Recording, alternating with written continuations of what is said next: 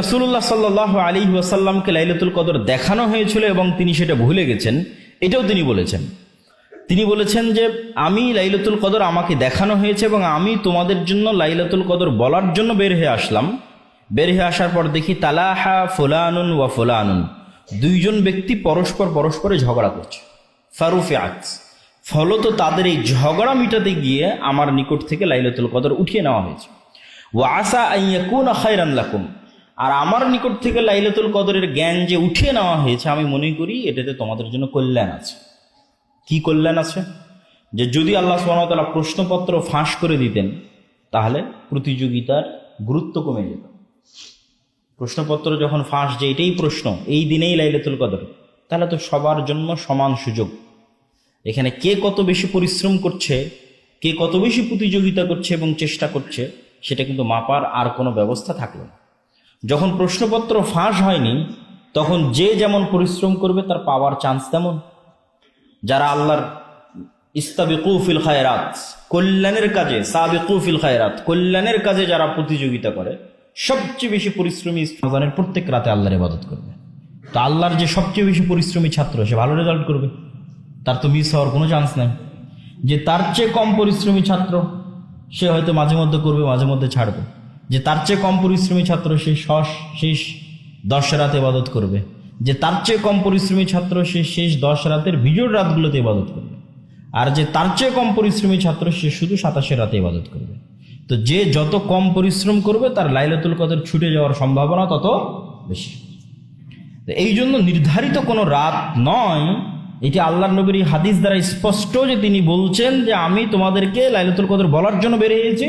ফাতালাহা রাজুলান, এরা দুইজন মারামারি লেগে গেছে। এবং এখানে আরেকটা জিনিস বোঝা যায় যে মানুষ যখন গন্ডগোল মারামারি করে অনেক রহমত এবং বরকত উঠে যায়।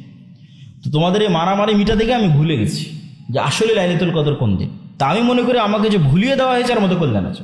সুতরাং এই হাদিসের পর আর এটা বলার কোনো সুযোগ নাই যে এই রাতেই লাইলাতুল কদর, 27 রাত বা 21 রাত বা 23 রাত, এটা বলার কোনো সুযোগ নাই। সম্মানিত উপস্থিতি, এবার আমরা দেখি যে লাইলাতুল কদরের আমরা যদি আলামত বা চিহ্নগুলো নির্ধারণ করতে চাই, যে লাইলাতুল কদরে আমরা কোন কোন চিহ্ন দেখে আমরা বুঝতে পারবো যে এই রাতটি লাইলাতুল কদরের রাত। তো লাইলাতুল কদরের কিছু চিহ্ন আমি আপনাদের সামনে তুলে ধরবো ইনশাআল্লাহ, যা রাসূলুল্লাহ সাল্লাল্লাহু আলাইহি ওয়াসাল্লামের হাদিস থেকে বোঝা যায়। আন উবাই ইবনে কাব রাদিয়াল্লাহু তাআলা আনহু, উবাই ইবনে কাব রাদিয়াল্লাহু তাআলা বলতে তিনি বলেন, আখবারানা রাসূলুল্লাহ সাল্লাল্লাহু আলাইহি ওয়াসাল্লাম আন্নাহা তাতলু ইয়াওমাইদিন লা শুআআ লাহা, লাইলাতুল কদরের পরবর্তী যে সকালের সূর্যটা উদিত হবে, এই সূর্যের যে অগ্নিরশ্মি, আগুনের যে তেজ থাকে, সূর্যের যে তেজ থাকে, এই তেজ অনেক কম থাকবে, তেজস্বীবিহীন ম্রিয়মান সূর্য হবে। আব্দুল্লাহ বিন আব্বাস রাদিয়াল্লাহু তাআলা মধ্যে তিনি বলেন, রাসূলুল্লাহ সাল্লাল্লাহু আলাইহি ওয়াসাল্লাম বলেছেন, লাইলাতুল কদর লাইলাতুন সামহাতুন তালকা, লাইলাতুল কদর হচ্ছে স্বচ্ছ টলটলে পানির মতো স্বচ্ছ রাত, গুমট অন্ধকারাচ্ছন্ন রাত নয়। লা হারাতা ওয়ালা বারিদাতা, এই রাতে প্রচন্ড গরম এবং প্রচন্ড শীত অনুভূত হবে না, নাতিশীতোষ্ণ রাত। এবং এই রাতের পরবর্তী যে সূর্য উদিত হবে, সেই সূর্যের অগ্নিরশ্মি, লাল রশ্মির তেজ থাকবে কম। তাহলে লাইলাতুল কদরের যে আলামতগুলো, এই আলামতগুলো যদি আমরা একত্রিত করি, আগের একটা আলামত বক্তব্যের মধ্যেই চলে গেছে যে রাসূল সাল্লাল্লাহু আলাইহি ওয়াসাল্লাম স্বপ্নে দেখছেন যে তিনি পানি এবং বৃষ্টির মধ্যে, কাদামাটির মধ্যে তিনি সিজদা করছেন। এবং সেই রাতে সাহাবী বর্ণনা দিচ্ছেন যে বৃষ্টি হয়েছিল এবং মসজিদে নববী কর্দমাক্ত হয়ে গেছিল এবং কর্দমাক্ত মাটিতে আল্লাহ নবী সিজদা করেছেন। তাহলে সবগুলো সারমর্ম হচ্ছে রাতে বৃষ্টি হওয়ার সম্ভাবনা আছে, রাত স্বচ্ছ টলটলে পানির মতো, এবং রাতে না শীত বেশি না গরম বেশি, এবং রাতের পরবর্তী যে সকাল, সে পরবর্তী সকাল হবে ম্রিয়মান, তেজস্বী সকাল হবে না। আর কিছু রিওয়ায়াতে পাওয়া যায় যে এই রাতে তারকার বিচ্যুতি ঘটবে না। তারকার বিচ্যুতি মানে আমরা যে উল্কাপিণ্ড নিক্ষেপ হতে দেখি রাতের বেলা, তো ওই তারকার যে বিচ্যুতি ঘটে মহাশূন্যে, সেই বিচ্যুতি এই রাতে ঘটবে না। এবার আমরা চলে আসি লাইলাতুল কদর যদি আমরা পেয়ে যাই, তাহলে আমরা লাইলাতুল কদরে কিভাবে ইবাদত করব। লাইলাতুল কদরে ইবাদতের ক্ষেত্রে আমাদের দেশে সবচেয়ে যে বলা যায় অপছন্দনীয় প্রথা প্রচলিত আছে, সেটা হচ্ছে মসজিদে একত্রিত হয়ে খাওয়া দাওয়া অনুষ্ঠান আয়োজনের মাধ্যমে একটা পিকনিকের মতো পরিবেশ তৈরি করা হয় এবং ব্যাপকভাবে লাইলাতুল কদরের রাতে আলোচনা অনুষ্ঠান হয়। যে বক্তা নিয়ে আসা হয়, বক্তা আলোচনা করবে এবং বক্তব্য দিবে। তো এইটা আসলে লাইলাতুল কদর এরকম আনুষ্ঠানিকতার বিষয় নয়, এটা পছন্দনীয় পদ্ধতি নয়। রাসূল সাল্লাল্লাহু আলাইহি ওয়াসাল্লামের বা সাহাবীদের পক্ষ থেকে এরকম কোনো পথ পদ্ধতি পাওয়া যায় না। তাহলে লাইলাতুল কদর উদযাপনের সঠিক সুন্নতি পদ্ধতি কি? লম্বা সালাত, লম্বা তেলাওয়াত। আপনি পুরো কোরআন পড়েন, পুরো হাদিস পড়েন, আল্লাহর নবীর সমগ্র জীবনী পড়েন, আমি যেটা বলছি এর বাইরে যাবেন না। আপনি বলবেন যে আমার তো কোরআন পড়তে ভালো লাগে, আমার জিকির আজকার তাসবিহ তাহলিল করতে ভালো লাগে, আমার দোয়া করতে ভালো লাগে। আপনি বলেন কোন কাজটা আপনি সালাতের মধ্যে করতে পারবেন না?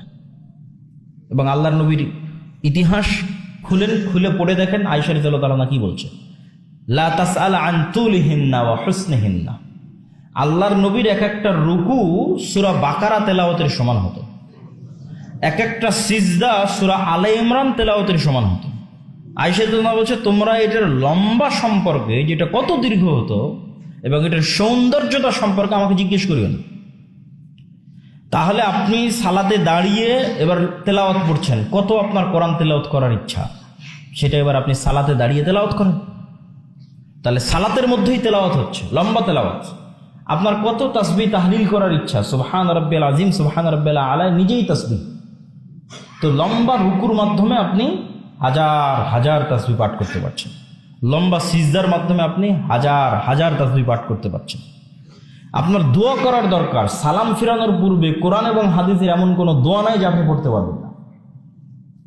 তাহলে লম্বা সালাতই একমাত্র সুন্নতি পদ্ধতি রাসূল সাল্লাল্লাহু আলাইহি ওয়াসাল্লামের লাইলাতুল কদর উদযাপনের, যেখানে লম্বা তেলাওয়াত হবে, রুকু সিজদা লম্বা হবে তথা লম্বা তাসবিহ তাহলিল হবে এবং সালাম ফিরানোর বৈঠকও লম্বা হবে তথা লম্বা দোয়া হবে।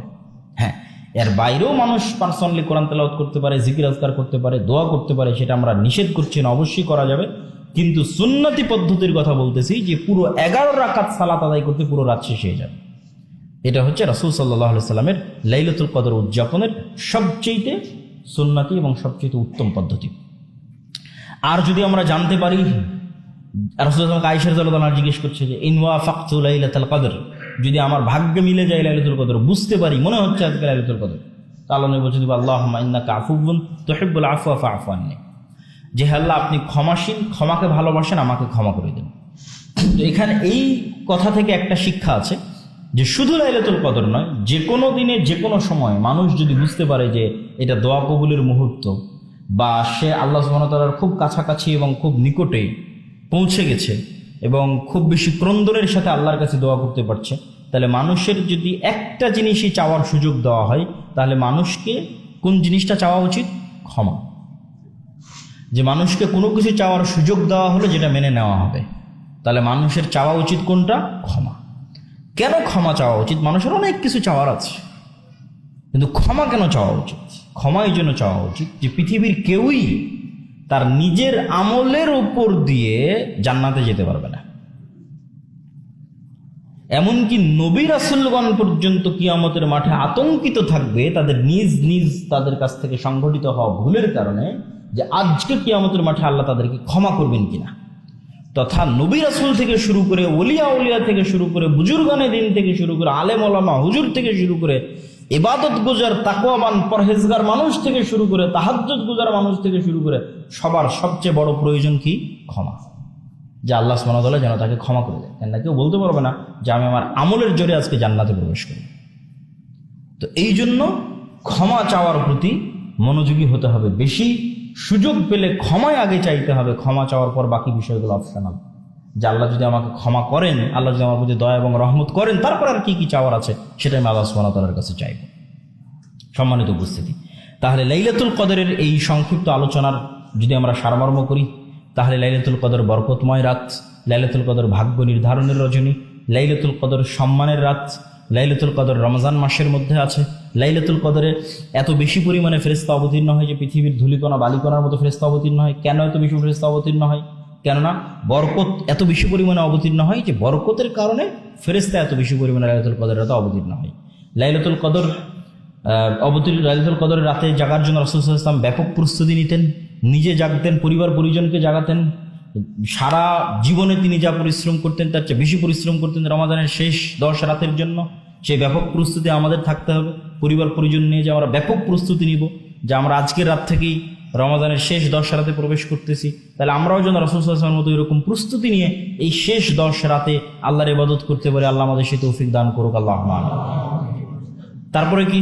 তারপরে লাইলাতুল কদরের ফজিলত অসংখ্য। তার মধ্যে সবচেয়ে বড় ফজিলত হচ্ছে এক রাত 1000 মাসের সমান না, 1000 মাসের চেয়ে শ্রেষ্ঠ। এবং এই অফার অ্যাকসেপ্ট করার মাধ্যমে অতীতের উম্মতের চাইতে জান্নাতে ভালো জায়গায় পৌঁছার প্রতিযোগিতায় আপনি এগিয়ে যান। কেননা মানুষ তার আমল অনুযায়ী জান্নাতে তার স্থান নির্ধারিত হবে, এবং জান্নাতে যাওয়ার পর জান্নাতীদের সবচেয়ে বড় আফসোস হবে কেন আরেকটু বেশি আমল করলাম না, তাহলে আরেকটু বেশি সুযোগ সুবিধা পাওয়া যেত। আর কেন একটু বেশি অফার অ্যাকসেপ্ট করলাম না, তাহলে আরেকটু বেশি ভালো জায়গায় থাকতাম। তো জান্নাতে যখন আপনি অন্য উম্মতদের চাইতে বেস্ট, আরও ভালো, আরও উত্তম জায়গায় পৌঁছতে চাইবেন, তখন আপনাকে অফার বেশি অ্যাকসেপ্ট করতে হবে। তার মধ্যে সবচেয়ে বড় একটা অফার হচ্ছে এই রাতের ইবাদত, যা পুরো রমজান মাসের 30 দিনের সিয়াম সমান যে অফার, এক রাতের ইবাদত সমান সেই অফার। অতীতের সকল গুনাহ ক্ষমা হয়ে যাওয়া 1000 মাসের ইবাদতের চাইতে শ্রেষ্ঠ। তার পাশাপাশি এই রাতে সময় নির্ধারণের জন্য কোনো দিনকে নির্ধারণ করা যাবে না। পুরো রমজান মাসে ইবাদত করবে সবচেয়ে বেশি পরিশ্রমী ছাত্ররা। আর যদি সবচেয়ে কম পরিশ্রম করতে চান তবুও দিন নির্ধারণ করা যাবে না, রমজানের শেষ 10 রাতের বিজয় রাতে ইবাদত করতে হবে। এটা পরিশ্রমের সর্বনিম্ন মাত্রা। দিন নির্ধারণ করা যাবে না, কারণ দিন নির্ধারণের কোনো দলিল নাই। রাসূল সাল্লাল্লাহু আলাইহি ওয়াসাল্লাম নিজে বলছেন আমি ভুলে গেছি কোন দিন, লাইলাতুল কদরের রাত। আর লাইলাতুল কদরের রাতের আলামত কি? লাইলাতুল কদরের রাতের আলামত হচ্ছে বৃষ্টি হতে পারে, নাতিশীতোষ্ণ রাত হবে, স্বচ্ছ টলটলে রাত হবে, গুমট অন্ধকারাচ্ছন্ন নয়, পরের দিনের সূর্য অত তেজস্বী হবে না। আর লাইলাতুল কদরের দোয়া করার সুযোগ পেলে আল্লাহর কাছে ক্ষমা চাইতে হবে। আর লাইলাতুল কদরের ইবাদতের নামে কোনো আনুষ্ঠানিকতা করা যাবে না, বরং লম্বা সালাত, লম্বা জিকির আজকার, লম্বা রুকু এবং লম্বা সিজদার মাধ্যমে ইবাদত করতে হবে। আল্লাহ আমাদের কবুল করুক, আল্লাহুম্মা আমিন। বক্তব্যের শেষের দিকে এসে জরুরি কিছু কথা। প্রথম জরুরি কথা হচ্ছে